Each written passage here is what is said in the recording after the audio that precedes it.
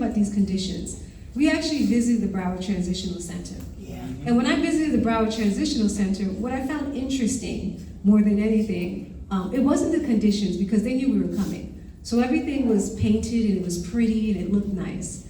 But then I said, I want to talk to the people. I was there 2 years ago and they filled the room just like this so I could talk to everybody.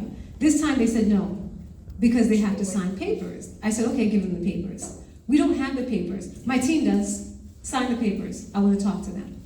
They were very sketchy. They wouldn't talk to us. They only let us 3 people talk to us.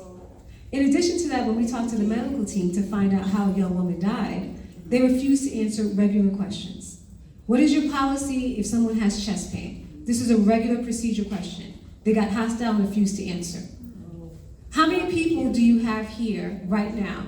Oh, we have around 500 to 700. That's a big number. How many people do you have here? You know how many people you have here. 5 to 700. We can send you a report. How many doctors do you have here? We have 1 on call. 1 on call. Okay, how many nurses do you have here? Nurse practitioners. Just let me know. I can't answer those questions. But what was interesting about this is because you might think that the people who are there are people who came from boats or across the border. The 3 women who were there, all 3 of them have been in the United States more than 25 years. One woman said that it was a traffic stop. In a traffic stop, they stopped her, they pulled her, they said they're going to deport her. Now she's been there 7 months trying to fight to get out. 7 months. And when I saw her, she started crying. Because she said, Sheila, I remember when you were running. And she's like, I remember when you were running. Are you here to save me and help me? 7 months in a detention center, here more than 25 years. She has a 21-year-old daughter who's in Kentucky in the military.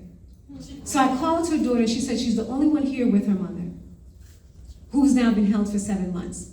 Another woman who is here, she's Jamaican, more than 25 years here. She got into an argument in the street with one of her friends. They arrested both of them. The case was dropped. Everything was dismissed. The police said, the judge said for her to be released. She's been there 4 months trying to get out. 4 months. The other woman, traffic stop. We've already heard about Americans who have been sent to El Salvador. We've already heard about Americans who have been detained who should not be there. No due process is their policy. And so no due process means they can stop anybody who looks like who they think you are. And when they pull you over, take you in. If there's something there, then you have to prove you shouldn't be there. That is a nightmare for everyone. And the last story I want to tell you about this, there was a young man who had a tattoo. His tattoo had a whole bunch of puzzle pieces with different colors. And the puzzle pieces with different colors had a gentleman's name in it. They said that was a gang tattoo. That was an autism awareness tattoo with his little brother's name. They said he was part of a gang and they arrested him to deport. What does that mean? My daughter has a tattoo. Her tattoo is one of Saturn with a little spear or something around it. I keep trying to tell her to put mom in the middle of it. I guess they can say that's a gang tattoo.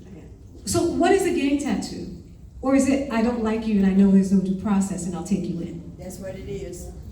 This is what is at stake right now. Us as Americans. This is not American and the world is watching us. I sit on foreign affairs. Every single month I travel outside this country.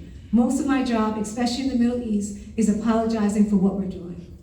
When we got up and, when they talked about Trump Gaza, that was highly offensive. And so I had to go in there and tell them, well, we don't agree with that. This is not who we are as Americans. We do not put anyone down for our financial benefit.